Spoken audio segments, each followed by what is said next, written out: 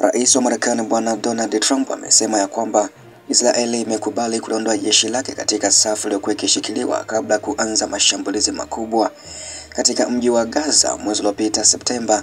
Ikiwa utatekelezwa, makubaliano hayo pia yatakuwa sehemu ya makubaliano yaliyopendekezwa na Hamas ambayo yatawezesha kuachiliwa kwa mateka wote waliosalia wa Israeli. Hamas itakapothibitisha usitishaji wa mapigano utafanya kazi mara moja. Mabadilishano mateka na wafungwa yataanza na wataweka mazingira kwa ajili ya awamu inayofuata ya kujitoa ambayo itawaleta karibu na mwisho wa katastrofi, yani majanga au janga hilo la miaka 3000. Trump alisema asante kwa umakini wako kwa jambo hili na upya. Trump ameandika hivyo kwenye jukwaa la kijamii la Social Truth.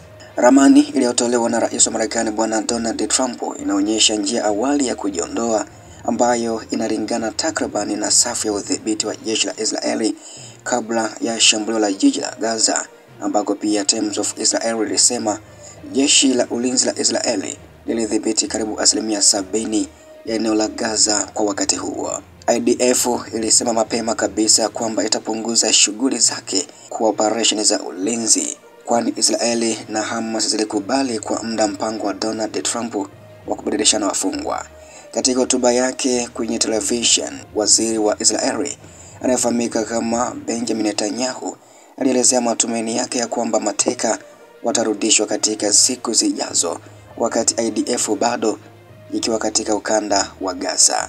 Hayo yote yanajiri wakati wanamgambo wa Palestina Hamas wakisema ya kwamba wako tayari kuachilia mateka wote wa Israeli na kuingia katika mazungumzo ili kufafanua undani wa makubaliano hayo. Kundi hilo pia limesisitiza utayari wake wa kukabidhi Gaza kwa chombo huru cha Palestina. Hamas ilisema Ijumaa ya kuwa ilifanya uamuzi huo baada ya utafiti wa kina wa mpango wenye vipengele 20 uliozinduliwa na Rais wa Marekani Donald Trump siku ya Jumatatu wiki hii. Mpango huo unatoa wito wa kusitishwa kwa mapigano mara moja katika Israeli na kundi la wanamgambo, kubadilishana mateka kwa wafungwa, kuondolewa kwa hatua kwa Israeli kutoka katika eneo hilo na kuundwa kwa utawala wa mpito wa kimataifa. Kundi hilo lilitangaza rasmi makubaliano yake ya kuachilia wafungwa wote wakiwa hai na waliofariki kulingana na mfumo wa kubadilishana uliomo katika pendekezo la Donald Trump. Katika muktadha huo, vuguvugu linathibitisha utayari wake wa kuingia mara moja kupitia patanishi katika mazungumzo ili kujadili maelezo ya hilo.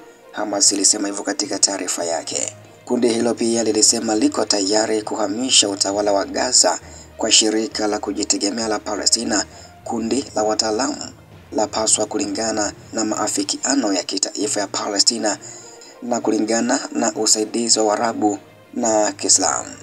Hamas haikukubali kwa wazi au kukataa mambo mengine yaliyofikiriwa katika mpango wa Trump, ikiwa ni pamoja na kupokonywa silaha zake kamili. Masuala mengine yaliyotajwa katika mpango huo bila shaka yatajadiliwa kupitia mfumo wa kitaifa wa Palestina ambao Hamas itajumuishwa na itachangia kwa wajibu wote. Afisa mkuu katika kundi hilo la Hamas anayefahamika kama Musa Abu Mazuki alielezea zaidi kuhusu tangazo hilo akisema kuwa kukomesha vita na mauaji ndiyo lilopewa kipaumbele.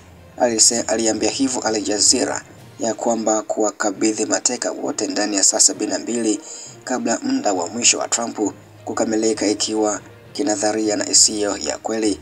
Pia aligusia swala la upokonyaji silaha akisema ya kwamba kundi hilo litakabidhi silaha, akisema ya kwamba kwa taifa linalokuja la Palestina na yeyote anayetawala Gaza atakuwa na silaha mikononi mwake. Donald Trump aliandika kwenye mtandao wa Truth Social au ukweli wa jamii ya kwamba ikiwa makubaliano hayo ya nafasi ya mwisho hayatafikiwa, kuzimu yote kama ambayo hakuna mtu aliyewahi kuona hapo awali itazuka dhidi ya Hamas.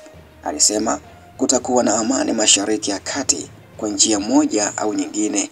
Tangazo hilo linakuja muda mfupi baada ya Trump kutoa kauli yake ya hivi punde kwa Hamas akitaka kundi hilo likubali mpango wake ifikapo saa 12 jioni kwa saa za Afrika Mashariki siku ya Jumapili yaani siku ya leo, la sivyo wakabiliane na uharibifu mkubwa. Hamas imesema kukubali usitishaji vita wa Gaza haimaanishi kupokonywa silaha. Amesema kwamba silaha zitasalimishwa mara tu taifa la Palestina lenye jeshi lake litakapoanzishwa.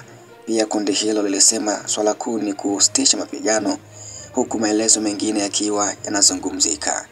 Mazungumzo juu ya mateka na suluhu pana zaidi yanatarajiwa kuanza Oktoba 5, yaani siku ya leo huko Misri, idhaa ya 12 ya Israeli imesema, na kuongeza kuwa muda wa saa 72 wa kuachiliwa huru unaweza kuongezwa kutokana na masharti ya ardhini.